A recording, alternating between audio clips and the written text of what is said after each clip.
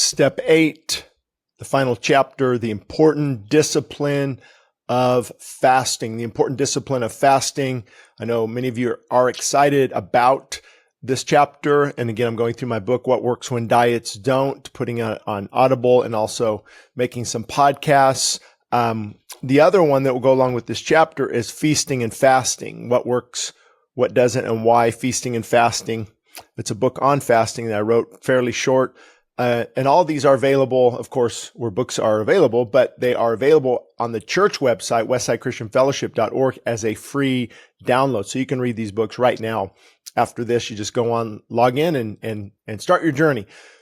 So let's talk about this topic. I've also got some notes here that I made earlier in the month to try to convey this topic a little bit better, because what I'm going to read was taken from my book, Feasting and Fasting, which I think was released, I don't know how many years ago now, probably about 5 years ago or 6 years ago. And there's, of course, there's been some changes, updates, and different things. But let me say this about this topic of fasting. One reason it's so confusing is because the way the body works is so, they call intricate, right? It's just the details. No matter who you listen to, these experts, are amazing, from Walter Longo to Peter Attia, to other fasting experts on this topic. And the reason it's tough is because what they call gene expression, the way your genes express themselves. So what might work good for someone in a particular day and age might not work as well for someone else.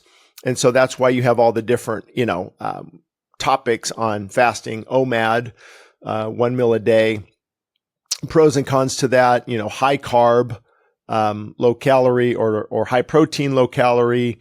And they all have benefits because they are getting your caloric range down.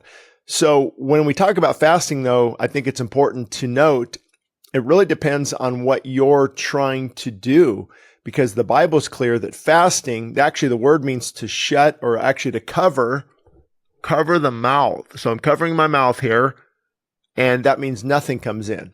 And that is biblical fasting. So if you want to fast, biblically speaking, it'd be drinking water. And of course, there's some wisdom needed. I went through that in my book on fasting, different tips and things you can use.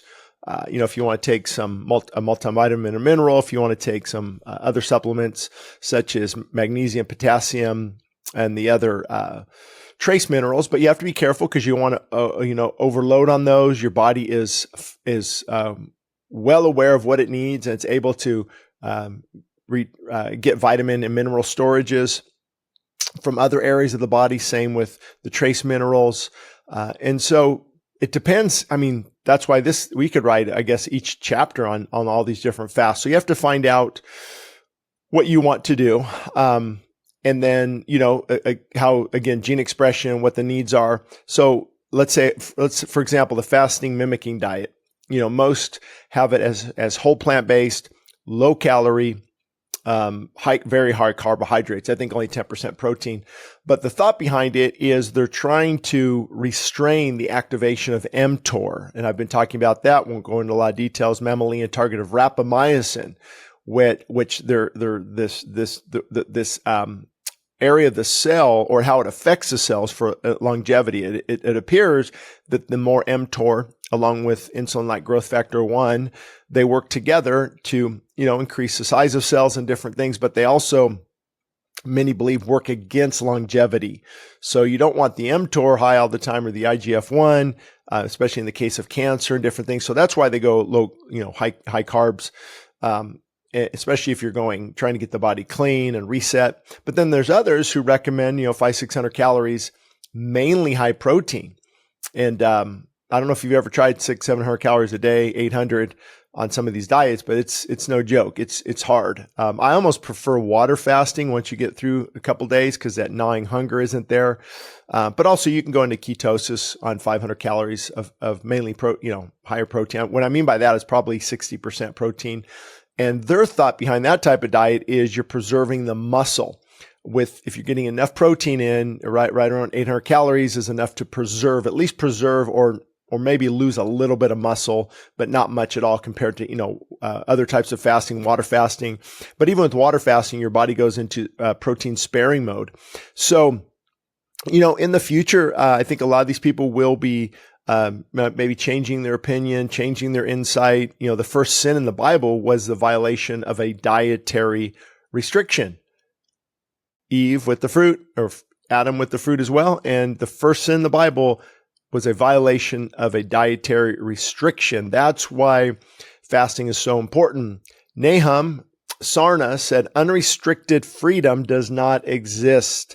Man is called upon by God to exercise restraint and self-discipline in the gratification of his appetites. And so fasting is such a broad topic, and that's why there's different fasts. It depends what your goals are. It depends what God's put on your heart. The Daniel eating program's good. OMAD, just that one meal a day. I tried that yesterday, actually, because I knew I was going to be recording this, and I made it till about 3 o'clock or so. But then I ate a lot between 3 and 7. So I'm not sure that was real productive. Felt pretty good, though, to go the whole day. And the reason diet is so important in fasting, think about this. Let's take 500 calories, for example. You go on a walk, you walk hour and a half to burn 500 calories. Well, you can ruin that walk in about 2 minutes with 500 calories of the wrong foods at the wrong time. So, fasting is an important discipline spiritually and physically. But what will really help is to focus on the why. Focus on the why. Lord, here's what I'm going to try. I'd like to just do water only, but I'm going to have a little bit of fruit juice if I need it. Or I might have a little bit of just some chicken and salad, just to maintain some protein. I've got to work today. What do you feel good about? I mean, for me, having done all different types, water fasting is by far, it was challenging for sure, but then the benefits were pretty well. I mean, your weight loss is dropping, of course, which isn't the goal. And I did it's on Amazon Prime.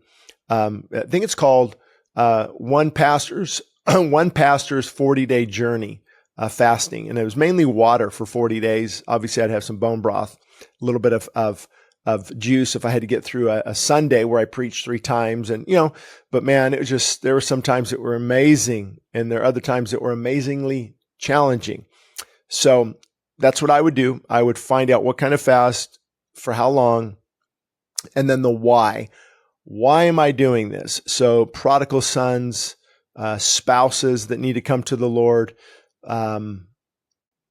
you name it. So many, and I think it's okay to fast for health. I think it's okay to say, Lord, I'm 30, 40, 50 pounds overweight. I'm starting to feel these metabolic conditions, type 2 diabetes. I want to be around for my grandkids. I need more energy. And you go for it. But set realistic goals, like I've talked about before. I'm even setting this time next year. Where do I want to be? Where do I want to be in not exactly, probably 9 months from now or so? That way I can get down there gradually. I still want to just, as I get older, even lose some more weight, because it's not good to carry a lot of weight, especially as you get older. It might fly when you're younger, but trust me. And so fasting is such an important element of this. And that's why the title is titled The Important Discipline of Fasting, because it can't just be something you do at New Year's Eve or New Year's Day for 20 days or 21 days. It should be a lifestyle. There's seasons of feasting, there's seasons of enjoyment, but then there should be some seasons of fasting, keeping that flesh restrained.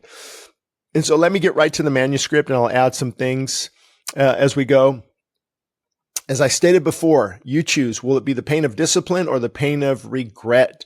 One yields a sense of extreme fulfillment, the other a lingering sense of defeat. Ironically, we pray to God to heal us when we should also pray for self-discipline to change harmful habits. Fasting is hard because self-denial is hard, and overindulging is not rewarding. I'm sorry, let me reread that. I got the arrow here on the mouse in my way. We pray for self-discipline to change harmful habits is what we should be doing, praying for that. And fasting is hard because self-denial is hard. which is discipline, and indulging and eating too much is not rewarding because there is regret. It becomes a never-ending cycle of defeat unless we break that cycle by choosing discipline over regret as we seek the will of God. Now, let me tell you, as somebody who's, I like the topic of fasting, I don't live in a world where I'm always on a spiritual high. Actually, today, right now, it's kind of challenging to come in and record this. I don't really feel like it, but I know when I get through it, I'm going to feel much better. And same thing with fasting. Oh, this isn't working. Why am I doing this? We give up too soon. And the key to remember is even when I don't feel like it, there are rewards at the end of this journey. And we can't be, gauging this by our feelings. That will knock us off track every time. God teaches us through discipline because he loves us. And we are also encouraged to discipline our bodies. We cannot effectively be filled with the Spirit and lack discipline. Our faith is not passive. It's active faith. Romans 6:16 sheds light on this topic. Do you not know that when you present yourself to someone as slaves for obedience, you are slaves of the one you obey, either of sin resulting in death or of obedience resulting in righteousness? We choose who we obey. And I have not mastered this. I still cave into the flesh, just like all of you, but the key is to get back up and keep fighting. So either way, we're slaves, a slave to God, a slave to sin. And self-discipline is a fruit of the Spirit.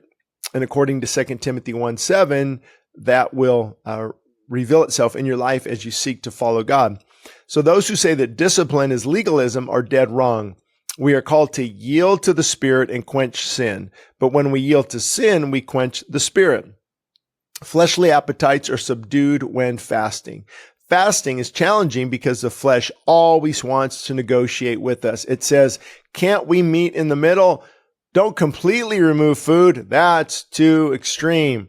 So, if God wants you to do a fast, your flesh is going to be negotiating. And that's one of my concerns with like low calorie diets and fasting. It can be good, but are we compromising too? I know in some cases I am.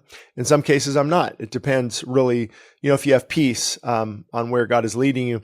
Self-control is also required for leadership, as in Titus 1:8. Paul said that a leader must be hospitable, one who loves what is good, and they are self-controlled and disciplined. John Wesley actually required fasting so that his leaders would discipline their appetite rather than allowing their appetites to rule over them. It's been said for centuries that no man who cannot command himself is fit to command another. It's true. There's some good points there. Paul told the Corinthians that he strikes a blow to his body and makes it his slave so that he will not be disqualified from service. We also see the power of fasting in Joel 1:14. Joel 1:14, and I want to make this one available as well. If my people, read this in case of national emergency. I have that book available too as a free download. It doesn't focus on Joel 1:4 necessarily, but it will help in this area of consecrating a fast, calling a sacred assembly, and gathering the elders into the house of God and crying out to God. What does it mean to do that? How can we do that personally, even if our church isn't doing that? So what happened in Joel when they called this fast, and also in the book I recommended, If My People, of course, based on the verse, if my people who are called by my name humble themselves and pray, what is the magnitude of what must be happening to demand this? Well, the magnitude of the situation determined the response. God said, this is so bad that you need to turn back to me with prayer and fasting. So same thing goes today. The same call goes out today, I should say. We are basically saying the flesh got me into this predicament. Now it's time to seek God's mercy and humble myself before him. Obviously, people have overcome challenges without fasting, but fasting adds extra strength, especially when overcoming addictions. Fasting is not a cure-all. It's a spiritual discipline designed to aid in victory. Again, choose the pain of discipline over the pain of regret. Next section, fasting. Fasting, the physical affects the spiritual. Woo, isn't that true? The physical how we treat the body will affect us spiritually as well. Always remember that. Through fasting, our body becomes a servant instead of a master. When Jesus directs us to do something, the outcome is always beneficial, spiritually speaking and physically speaking. Notice he said, when you fast in Matthew 6, it doesn't say if you fast, but when you fast. The Bible also doesn't say when you sin. It says if you sin. And so we like to turn those things around. But clearly Jesus taught on fasting. And so let's think about this for a minute. Can we pray and seek God with all of our heart, with a headache and tight pants and sluggish, lethargic body strung out on our favorite addictive substance like caffeine and sugar? Of course not. Does the way you feel affect your productivity? Going to get my speech going here better. Affect your productivity and the quality of your life. Absolutely, the way you feel affects the productivity and quality of your life. Now, granted, sometimes we don't always feel good and we have to press through those times, but often you can make some changes in your diet and lifestyle that will aid you in this area. Our diet, for example, affects key hormones such as serotonin for relaxation, dopamine for pleasure, glutamate for healthy thinking, and noradrenaline for handling stress. If we allow junk food and addictions to control our attitude and productivity, it will hinder what we do for God. When we're always dealing with stress, anxiety, and sickness, we cannot do as much for God. We will be limited. Granted, there are those who, through no fault of their own, have a debilitating illness. I'm assuming the reader understands that I'm talking to those who can make changes. What you put in your mouth and the mind affect the spirit. And when you feed the spirit, it affects the body and the soul. I'm often asked to pray for panic attacks and angry outbursts and anxiety. And that can be done, and I love to do it. God honors prayer, but are we opening the door to these things by not halting highly addictive things such as caffeine and sugar and opiates and nicotine and alcohol? So we want God to release us, but are we continuing to take things and consume things that keep us bound? Are we renewing our mind by meditating on the word and spending time in prayer? The physical affects the spiritual. There's just really no way around it. And the spiritual, thank God, affects the physical. The better you're doing spiritually, the better you want to do physically.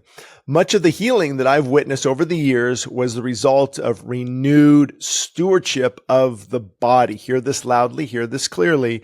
I believe in a God that heals. We've seen some amazing things, but over the years, the best way to heal the body is to remove the destructive things that are breaking it down, and to add fasting into your life. And I'm not going to go into great detail because I think I'll do it a little bit later, but fasting, the benefits are amazing, from autophagy to stem cell reproduction to, again, lowering mTOR, IGF-1, telomeres on the end of the DNA strands that can begin to elongate again, because as they shrink, that also leads to aging. There's so much here that I'm hoping to maybe tap into that a little bit more.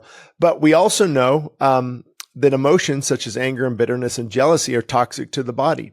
Health also involves healthy emotions. Having a forgiving, loving, joy-filled heart does wonders for the body. Serotonin, for example, is increased when the heart is right.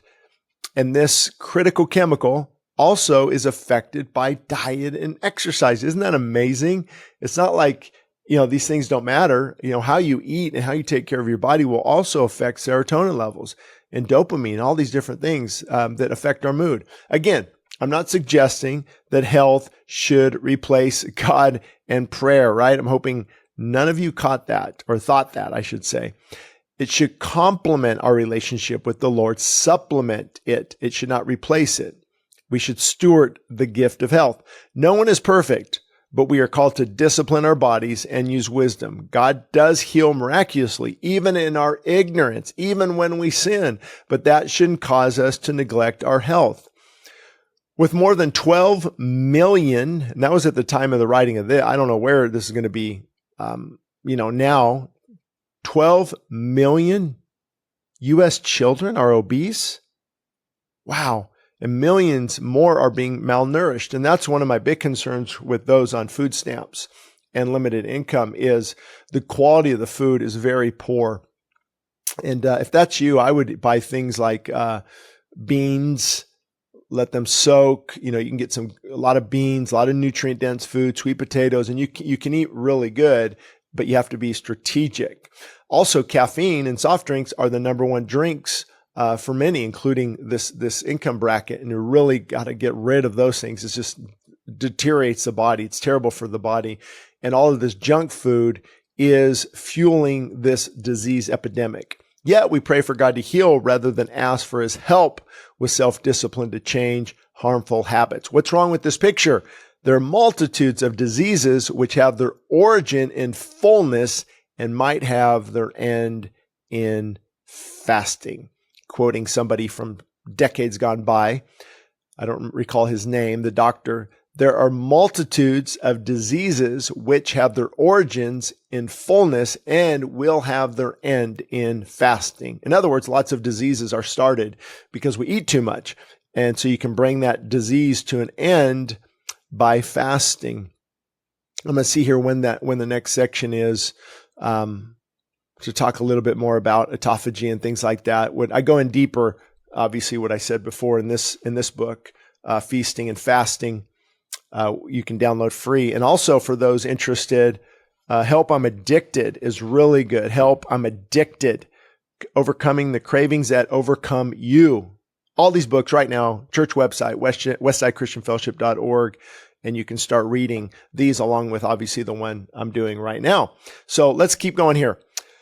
The myth that fasting is bad for you is unfounded and has been disproved numerous times. Be careful when you get your counsel from those who profit from the advice that they are giving you, from drugs to big pharma, even healthcare physicians, even supplements online. I'm thinking about doing a bonus chapter here on supplements, but not getting too crazy about it. But I mean, I'm seeing stuff on Instagram, Twitter all the time, like this will do this, this will do this, this will shred you, this will cut you, this will increase testosterone. Some of those things are, they work, and I can explain how, possibly, but they're making money off it. They're trying to sell you a product. And in the case I never remember to tell you this, I'll say it now, even though it doesn't have to do too much with fasting. As a person who's tried lots of supplements, I mean, from, you name it, creatine to NAD to resveratrol to natural testosterone boosters, which work pretty good, to, the protein powders and the whey protein, plant-based protein, collagen, of course, the vitamin E and D supplements, and, lots of different things, coenzyme Q6. I think nothing even comes close, nothing than your diet. Changing your diet, low calories, whole foods, get that weight off, eating God-given foods. That is better than any supplement I've personally ever tried. Nothing competes with fasting. Even all the things I just said, you put those all in one, consume all those in one day, and they will not do the same effect that fasting does and eating. Not too much. Keep your calories under control. Good God-given healthy food. It's amazing. So again, we pray for God to heal us instead of asking for his help with self-discipline. God, I need discipline to change these harmful habits. What's wrong with this picture? Well, let's keep going here. The myth that fasting is bad for you, I know I read this, but I thought you'd like to hear it again, is unfounded and has been disproven numerous times. And as I started my journey with fasting, I realized the most of the critics of fasting have never fasted a day in their life. They've got such bad information. I mean, look at a lot of healthcare physicians. I love healthcare physicians. We have doctors and nurses at our church and good friends of mine. But I also know a lot that are overweight. They don't take care of their body. And hey, just take this statin, just take this blood pressure reducing pill. Just take this Coumadin to thin your blood. Just take this. No. Maybe, I'm a proponent of, if you need medication, get the diet in order first, get your healthy eating habits in order first, get your weight at a good weight first. And then from that foundation, if you need to build on it, then you can. Even, there's some good well, I don't know. I mean, studies are still out, but like rapamycin, I talked about that before. It was found, I think, 1960s or 70s on Easter Island. Works as a good antifungal or antibacterial. It actually, some say it suppresses mTOR, the mammalian target of rapamycin. It's funny. mTOR was named after kind of after that rapamycin that was found. It's natural, and people take that for longevity. A lot of these longevity experts take it. I just don't get too carried away in that because I'm trying to look at how God designed us. And maybe, but even metformin is also fairly natural as well. I think that was taken from a lilac in France, if I'm not mistaken. I could be mistaken though. All this is just coming off the top of my head here. So fasting is not bad for you.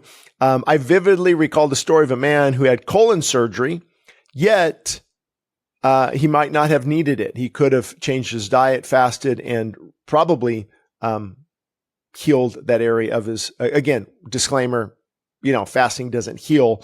What it does is it gives your body the chance to rest and rejuvenate and let the body heal itself. So I remember this guy, he got out of colon surgery, I don't know if colon cancer, or was it just colon surgery? I don't remember, but the meals the hospital was feeding him, I remember one was a greasy, sloppy Joe right after he woke up from surgery. I'm like, it's just the lack of wisdom has been our downfall, and it still is.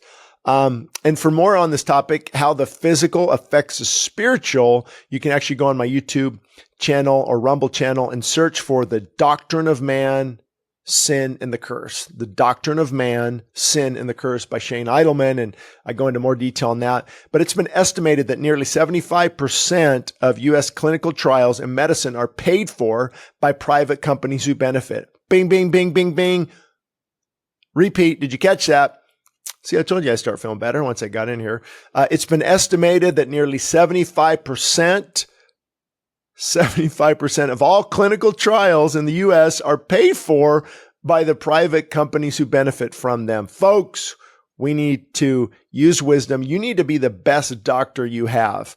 And you don't need to know as much as your doctor. I sure don't know as much as mine, but I do know a lot about the human body works and how my body works. And everything from not having to take amoxicillin to removing adenoids and tonsils in our children, and high blood pressure medication, androgel recommended for low testosterone. All these things have been recommended for my family, but we've been able to, at least for now, avoid those things because you learn to doctor yourself, learn what works, what doesn't, and why. And of course, if you need to look to medical advice, you always should do that. Keep your doctor abreast, but also look into high levels of vitamin C and how that affects health, and fasting, how that affects health, getting enough magnesium, potassium, and electrolytes into your body, how that really helps.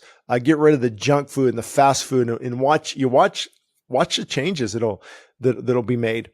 So we continue here all these false claims by these drug companies, or by food industry. I think when I checked last, a lot of the major food companies are owned by companies that used to or they might still do manufacture cigarettes. Right. And as soon as cigarettes came out, it's bad, and the money it plummeted. I remember the tobacco industry in the 70s. I mean, everybody I knew smoked. I actually was denied insurance, I think probably 1920, because they had me down as a smoker. But I never smoked at all. I had secondhand smoke around my aunts, my uncles, my dad, my grandparents. But now those companies are investing into the food companies, and that should tell you something.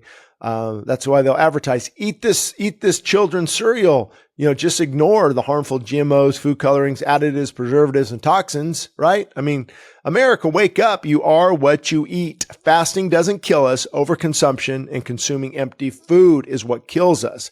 Companies are often driven by revenue, but no one profits from fasting except the person who is fasting. Processed food is cheap and convenient. Just had my son ask me the other day, Dad, why are all these, look at this artificial, we went in, we watched a video on what is in a McDonald's hamburger, right? It's like, why do they do that? So it's simple. And most fast food places do, and any fast food. With fast food, it's all about, especially if they're a corporation, they've got to hit certain numbers. They've got to make, $1.50 per hamburger or whatever it is. And they got to get, as long as it squeaks by the FDA, doesn't matter. We got to, whatever preserves our hamburger so our buns can sit on the shelf for months. Taste, let's get some chemicals in there that'll really affect the taste. You got to have that, I don't care what you say. I can make a pretty good homemade hamburger, but getting it from one of the top chains or chicken sandwiches from one of the top chains, there's something in there. The reason is they usually have like 50 chemicals or ingredients, I should say, in the patties or in the chicken. And it's like a drug. You just have to have more. And they have scientists working for the companies that actually do this. So they want the most addictive food available for the cheapest costs in order for them to make the product. That's why there's a lot of junk in food. It's not about our health at all. It's about the bottom line. And so the bottom line for you is it needs to be about your health. Be strategic, be wise. When was the last time you saw an advertisement for broccoli, blueberries, or kale? Not very often. Disease is often a problem of toxicity, right? Disease is often a problem of toxicity. It means, we're getting toxic in our body by what we consume, ingest, or breathe. And fasting can be the detox solution. Granted, the spiritual health and wholeness of fasting are the main reason, like for Christians would fast for spiritual reasons. And I've actually, in the book I mentioned on fasting, feasting and fasting, I go into a lot more of the spiritual ramifications. This is more of a weight loss book. It's just more focused on health and weight loss, but there's a lot of spiritual aspects in the book itself on, of course, this kind does not come out except by prayer and fasting. Some commentators, they debate on whether that passage should be in there. I believe in Mark, towards the end of Mark. I don't know if it's towards the end of Mark. I don't know exactly where it's at. But I know there's Mark 16, it's questionable and different things just because the manuscripts just disagree. But Jesus said, when you fast, we see that Elijah would fast, Moses would fast, Ezra would fast for protection, Esther would fast for direction and getting to the king. David would fast. They would call a fast, call a sacred assembly. Jesus said, when the bridegroom is here, you're not going to fast, but when I leave, my disciples will fast. Paul was in much fastings.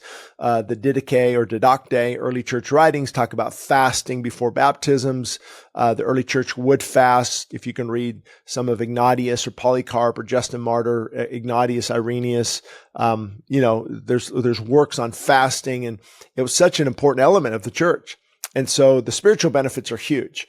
Because basically what you're doing is denying your flesh and this appetite that can be good and God-given, but when it's out of control, it's not good. But I feel this desire to eat and consume, but Lord, I need to turn from that and turn to you. So I'm exchanging this appetite for a greater appetite, an appetite with God. However, you don't feel like it sometimes. Sometimes you have to press through. It's very challenging.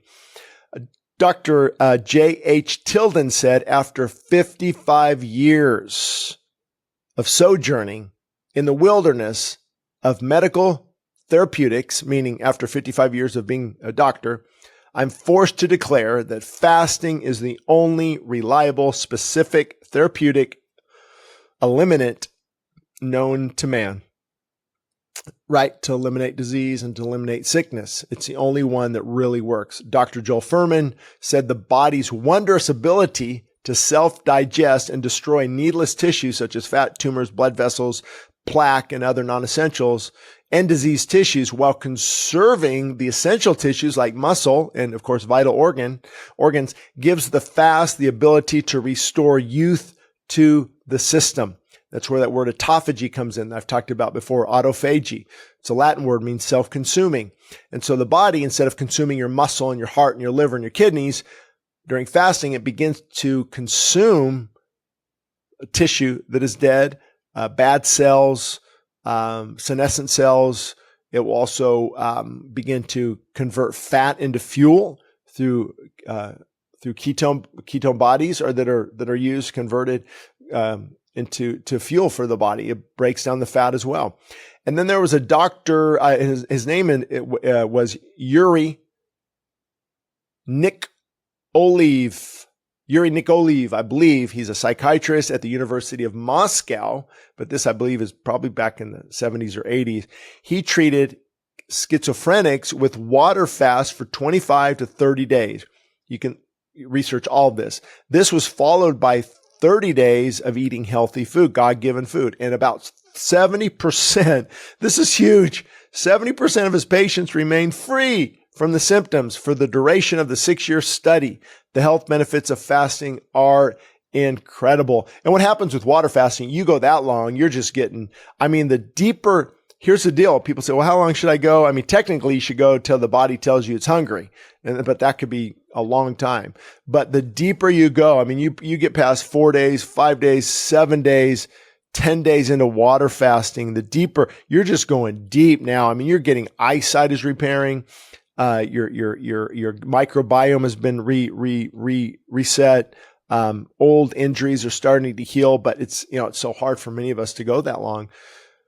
But that would really work well. Plus, you got to use wisdom. If you're addicted to things, you're on medication, you've got to really research this, talk to your doctor. Most don't recommend any type of long-term water fasting, or even a couple of days if you're on medication, for obvious reasons. Let's say you're on low blood pressure.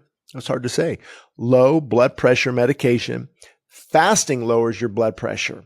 And so you could be getting down to a dangerous level. So always good to keep the physician up to speed with what you're doing. And also, did you know that type 2 diabetes is nearly eliminated with proper diet when you stop fueling the disease and you start fasting? It doesn't have to be a progressive disease. You need to hear that. Type 2 diabetes does not have to be progressive. Make the change today. Download the books at the church website, westsidechristianfellowship.org, and begin your journey of losing weight, right? The addictions, the fasting, the weight loss, all of this can help you hit that goal. Type 2 diabetes, you can reverse it. Look at Dr. Jason Fung and his work, and other doctors. Dr. Hyman, he's got some great podcasts out there. Dr. Jason Fung, of course, Walter Longo, other experts in this area. So the reason fasting is difficult, though, is because you are withdrawing from poisons and addictive substances. That's why it's so hard. Therefore, begin by eliminating junk food and educate yourself. Educate yourself on what works, what doesn't, and why. Drugs, again, we talked about, they do not fix the underlying problem. And this is why many people are chronically sick. They are always medicating and never healing. That's why this is so important. And again, I want to reiterate here, fasting does not heal the body. It gives the body the optimal environment for healing. Fasting is a process that God created. Additionally, God-given food promotes life. Man-created food does not. I gave an example here I've talked about before when my youngest